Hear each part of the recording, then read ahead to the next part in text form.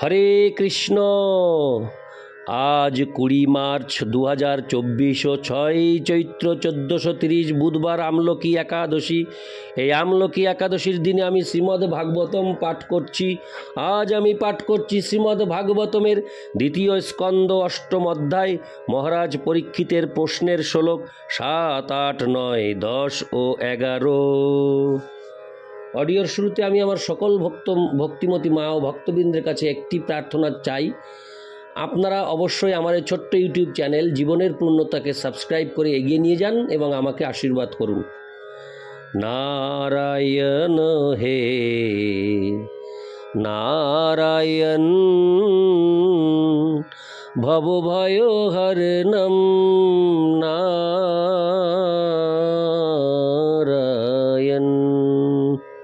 শ্লোক 7।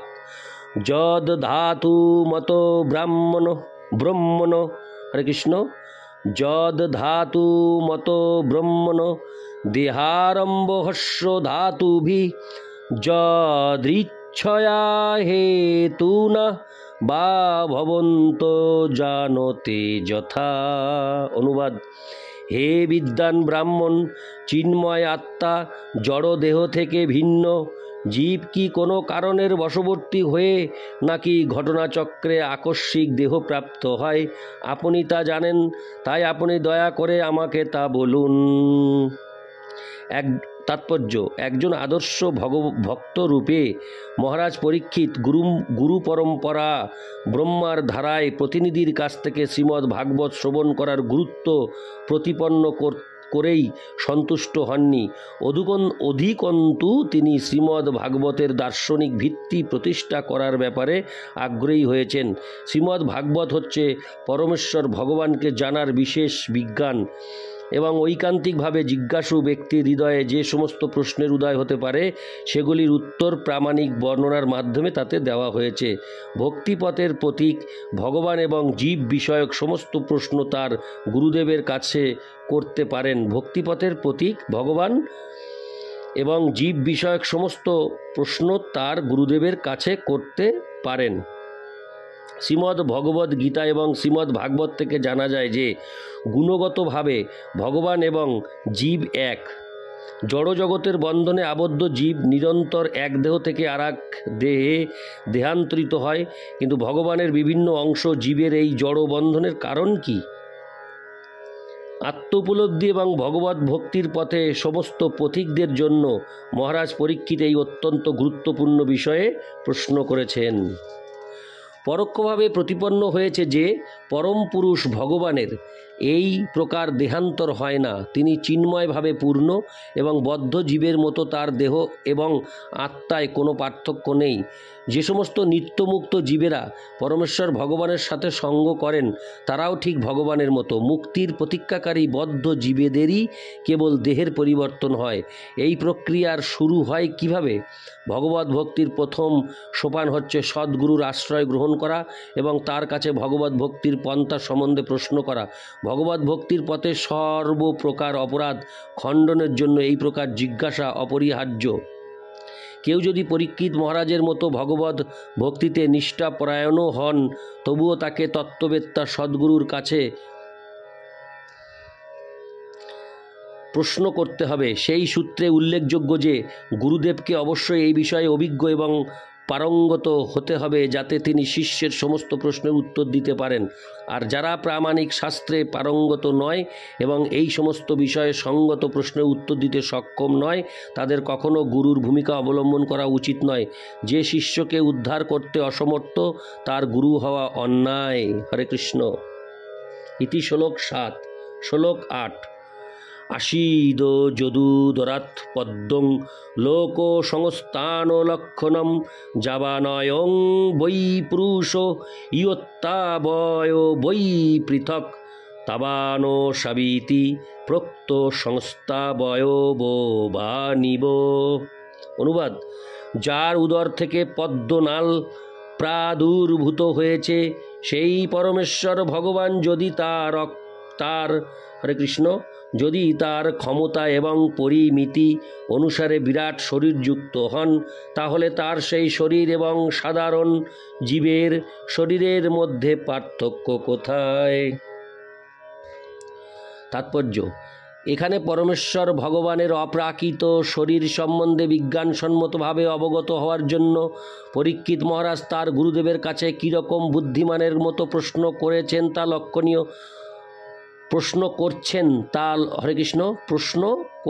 তা লক্ষণীয়। পূর্বে বহু স্থানে বর্ণনা করা হয়েছে যে ভগবান কারণোদকশায়ী বিষ্ণুর মতো বিরাট শরীর ধারণ করেন, যার লোমকূপ থেকে অসংখ্য ব্রহ্মাণ্ড সমূহ উদ্ভূত হয়।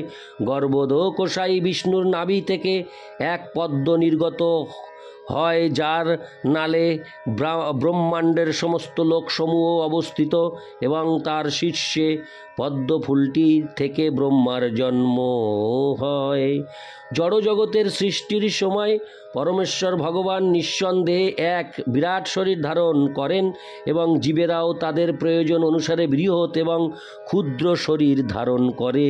যেমন একটি হস্তি তার প্রয়োজন অনুসারে এক বিরাট দেহ প্রাপ্ত হয়, আর একটি পিপীলিকা তার প্রয়োজন অনুসারে একটি ক্ষুদ্র দেহ প্রাপ্ত হয়, তেমনি পরমেশ্বর ভগবানও যদি ব্রহ্মাণ্ডের লোকসমূহ ধারণ করার জন্য এক বিরাট শরীর ধারণ করেন, তাহলে প্রয়োজন অনুসারে জীবের দেহ ধারণ এবং ভগবানের দেহ ধারণের মধ্যে কোনো পার্থক্য নেই।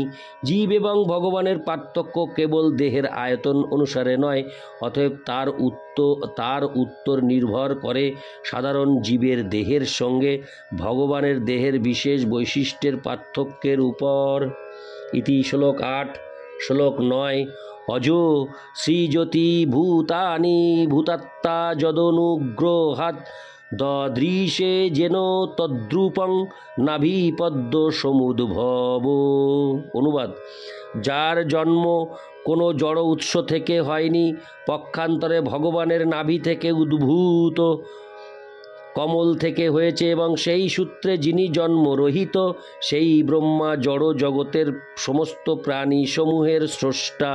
ভগবানের কৃপায় সেই ব্রহ্মা তাকে দর্শন করতে সক্ষম হয়েছিলেন। তাৎপর্য: ব্রহ্মাণ্ডের প্রথম জীব ব্রহ্মাকে বলা হয় অজ, কেননা মাতৃগর্ভে তার জন্ম হয়নি। তিনি ভগবানের নাভিদেশ থেকে উদ্ভূত একটি কমলে সরাসরিভাবে জন্মগ্রহণ করেছিলেন। তাই ভগবানের শরীর এবং ব্রহ্মার শরীর এক অথবা ভিন্ন কিনা তা সহজে বোঝা যায় না, তবে তা স্পষ্টভাবে বোঝা অবশ্য কর্তব্য। একটি বিষয়ে অবশ্য কোনো সন্দেহ নেই যে ব্রহ্মা সর্বতোভাবে ভগবানের কৃপার উপর নির্ভরশীল, কেননা তার জন্মের পর কেবলমাত্র ভগবানের কৃপার প্রভাবেই তিনি সৃষ্টি করতে সক্ষম হয়েছিলেন এবং ভগবানের রূপ প্রত্যক্ষভাবে দর্শন করেছিলেন। ব্রহ্মা যে রূপ দর্শন করেছিলেন সেই রূপটি ব্রহ্মা রূপের সঙ্গে গুণগতভাবে এক কিনা তা একটি বিভ্রান্তিকর প্রশ্ন। মহারাজ পরীক্ষিত শ্রীল সুখদেব গোস্বামীর কাছ থেকে সেই প্রশ্নের স্পষ্ট উত্তর পেতে চেয়েছিলেন। ইতি শ্লোক 9। শ্লোক 10। স চাপি যত্র পুরুষ বিশ্বস্থিতুদ্ভবাপয়। হরে কৃষ্ণ। শ্লোক 10 আমি প্রথম থেকে পাঠ করছি। স চাপি যত্র পুরুষ বিশ্বস্থিতুদ্ভবাপয় মুক্তাত্মায়াং মায়েশ সেতে সর্বগুহাশয়।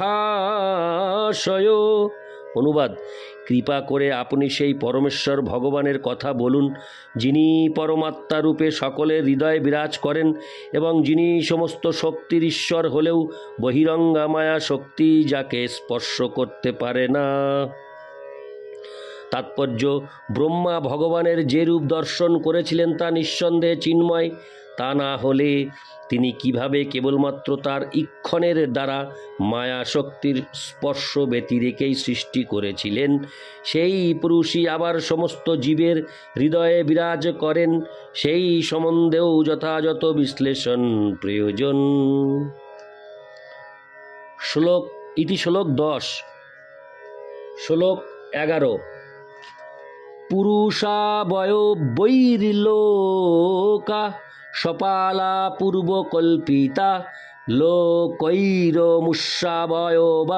সপালৈরিতি শুশ্রুম। অনুবাদ: হে বিদ্বান ব্রাহ্মণ, পূর্বে বিশ্লেষণ করা হয়েছে। শ্লোক 11 অনুবাদ: হে বিদ্বান ব্রাহ্মণ, পূর্বে বিশ্লেষণ করা হয়েছে যে ব্রহ্মাণ্ডের সমস্ত গ্রহ লোক তাদের পালকগণ সহ বিরাট পুরুষের বিরাট শরীরের বিভিন্ন অঙ্গে অবস্থিত। আমি এত শুনেছি যে বিভিন্ন ভুবন হচ্ছে বিরাট পুরুষের বিরাট শরীর, কিন্তু তাদের প্রকৃতি স্থিতি কি? দয়া করে আপনি কি তা বিশ্লেষণ করবেন? ইতি শ্লোক 11। নারায়ণ হে নারায়ণ ভবভয়হরণম নারায়ণ।